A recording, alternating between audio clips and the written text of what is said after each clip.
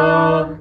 지난번 신입사회복지사 편에 이어서 사회복지사 편의 2탄으로 사회복지사로 20년간 근무하신 이기봉 부장님 모셨습니다. 안녕하세요. 저는 20년 되진 않았는데. 네. 그래요? 아무튼 네. 네, 그러면 간단하게 자기소개 부탁드리겠습니다. 예. 안녕하십니까. 저는 청소종합사회복지관에서 맞벌이 15년차 사회복지사로 근무하고 있는 이기봉 부장이라고 합니다. 안녕하세요. 반갑습니다. 반갑습니다. 15년 차였군요. 과장된 것 같아요. 네, 그러면 혹시 왜 사회복지사가 되는 것을 선택하셨는지 얘기 좀 해주시면.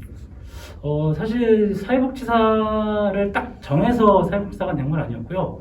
원래는 좀 이제 대학교 다닐 때부터 그래도 좀 봉사활동 이런 것들에 관심이 고등학교 때부터 관심을 좀 가졌었는데, 처음에 이제 진학해 주시는 선생님이 이제 공무원 쪽으로 가봐라 이렇게 좀 진학을 해주셨는데, 그거 얘기해 주시면서 사회복지학과도 좀 관심 있는 직종이니 그 두 가지를 다 생각해 보라고 얘기하다 보니까 대학교를 이제 사회복지학과로 갔고요.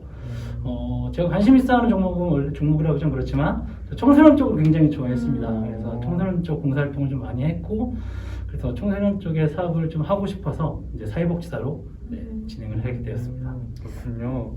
네, 15년 동안 사회복지사로서 근무해 주셨는데 사회복지사로서 그럼 언제 보람을 느끼시는지 궁금합니다. 보람은 늘 느껴요. 제가 아동 사업을 할 때, 그리고 청소년 사업을 할 때, 그리고 장애인 사업을 할 때, 그리고 노인 사업을 할 때마다 소소한 거에 좀 감동을 느끼는데, 그러니까 뭐 작은 걸 하나 도와줬다고 했을 때 그거에 대해서 좀 좋은 피드백을 주실 때가 가장 좀 기분이 좋을 때가 좀 많은데, 뭐 예를 들어 뭐 노인대학 그 담당자가 한 10년 전이었죠. 제가 노인대학 담당자였는데 저희 노인대학 회장님께서 여자친구한테 잘 보이게 해주라고 선물도 주고 우리 선생님 최고 막 이렇게 얘기해 줄 때 좀 보람도 많이 느끼고요. 그리고 그 장애아동 프로그램 할 때 장애는 사실 정상으로 가기는 좀 어렵잖아요. 근데 그런 사람들한테 어쨌든 프로그램을 통해서 그 친구들이 저를 계속 기억해 줄 때 그럴 때 좀 기분이 좀 많이 좋고요.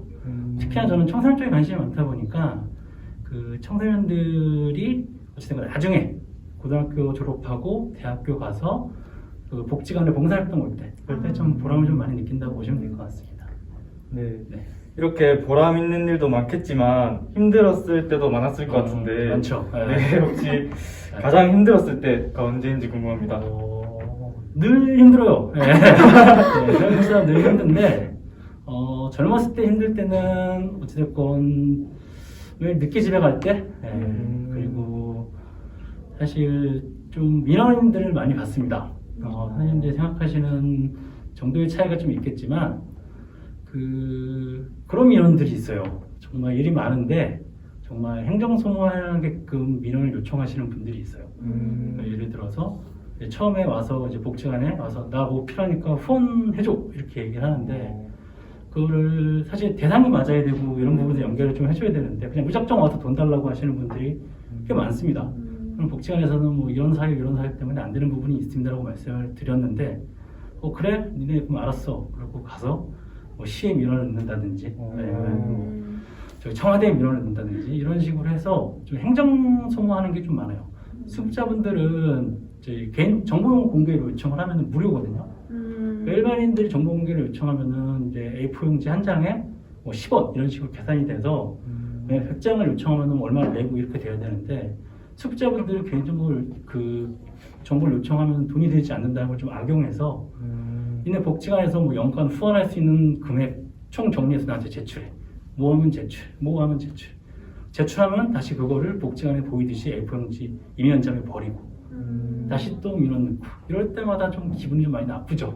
왜냐하면 복지사도 바쁜데 그거 행정력을 낭비하면서 다른 일도 같이 해야 되는 그런 부분에서는 좀 많이 힘든 부분이 있고요. 그리고 생각보다 보람을 많이 느끼는 직업이지만 그만큼 힘든 일도 참 많을 것 같습니다. 그러면 아마 이 영상을 신입생이나 아니면 예비 사회복지사 분들이 많이 볼 거라고 예상이 되는데, 혹시 예비 사회복지사로서 준비해야 할 것이 있다면 무엇이 있을까요? 제가 사회복지할 때는 사실 열정만 있으면 됐던 거였는데 지금 사회복지사들은 사실 이제 더 이상 복지관이 많이 늘지는 않습니다. 이미 정해져 있는 수 안에서 사실 신도시가 개발되지 않는 이상 복지관은 더 늘어나지 않는 상태이고 그리고 사실 예전에는 이직률도 굉장히 많았습니다. 뭐 지금도 많은 편이긴 하지만 어찌됐건 그 자리가 많이 남는다는 부분은 어찌됐건 다른 사람들이 약간의 열정만 가지고 올 수 있는 그런 분위기였는데요. 요즘은 사실 취업하기가 사실 쉽지 않습니다. 네, 공무원들만큼이나 경쟁률이 치열해요. 저희가 인사채용을 올리면은 사실 한 명 자리 뽑는 데에도 한 100명씩 이력서를 내고 이러니 100명 중에 한 명을 채용해야 되는 그런 좀 어려움이 좀 있는데 그러다 보니까 좀 다양한 방식에서 어쨌든 사회복지사를 채용을 해야 되는 부분이 있어서 다른 복지관들은 뭐 필기시험도 본다든지 아니면은 뭐 성적도 본다든지 뭐 이런 식으로 한다고 하는데 저는 사실 사회 경험이 좀 많았으면 좋겠어요. 네, 사회복지사라고 하면은 사실 저희가 정확하게 어떤 제품을 만들어내는 그런 이제 기술자가 아니다 보니까 다양한 방법에서 두루두루 경험이 많이 쌓여 있는 사람들이 좀 오면 좋을 것 같은데요. 저희 복지관 같은 경우 예를 들어 이제 운전을 한다든지 운전도 뭐 스타렉스나 아니면은 탑차도 운전이 가능한 사람들 이런 사람들이 오면은 굳이 교육을 따로 안 시키더라도 바로 실전에 투입시킬 수가 있는 부분인 거고 그리고 뭐 취미생활이나 이런 것들을 통해서 얻은 자기만의 경험들을 복지관의 프로그램으로 만들 수 있는 뭐 그런 열정들을 좀 가진 사람들이 좀 많이 좋을 것 같아요. 그래서 단순히 책만 보고 공부한다기보다는 사회 경험, 뭐 아르바이트라든지 아니면 취미생활이라든지 이런 것들을 두루두루 섭렵할 수 있는 그런 사회복지사들이 좀 많이 지원했으면 좋을 것 같고요.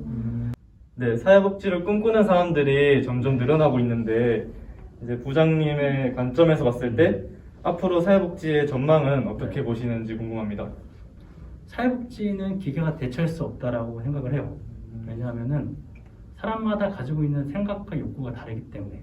근데 사회복지는 처음부터 끝까지 사람이 하지 않으면은 할 수 없는 그런 직종이 아닌가 생각이 좀 듭니다. 오늘도 부장님 덕분에 사회복지사에 대해서 굉장히 많이 배운 것 같은데요. 이 코너도 빠져갈 수 없겠죠? 이렇게 하는 거야? 하나, 둘, 셋. New Kids. 예스. 그럼 네. 질문 드리겠습니다. 1974년 세계 최초로 남성의 육아휴직을 허용한 나라는 스웨덴입니다. 스웨덴에서는 한 손엔 커피를, 한 손엔 유모차를 끌며 육아에 적극적으로 참여하는 아빠를 이것 파파라고 부르는데요. 이것은 무엇일까요? 1번 커피 파파, 2번 라떼 파파, 3번 핸드 파파, 4번 마더 파파, 5번 케어 파파. 정답은 무엇일까요? 저도 아이를 키우는 아빠인데 사실 사회복지사들 중에서 특히 남자 사회복지사들은 육아휴직을 한 번도 쓰는 사람 많이 못 봤어요. 네, 물론 저도 한 번도 쓰지 못했는데 스웨덴에서 나온 거니까 영어로 나왔지 않았을까 싶어서 2번 라떼 파파. 와, 2번 라떼 파파. 정답입니다. 정답입니다. 축하드립니다. 와. 퀴즈를 맞추셔서 저희가 준비한 타르트 인데요. 네. 오늘 100만 원 아니에요? 네. 복지관 선생님들과 나눠 드시면 좋을 것 알겠습니다. 같습니다. 알겠습니다. 그러면 이것으로 사회복지사 편 마치도록 하겠습니다. 감사합니다. 감사합니다.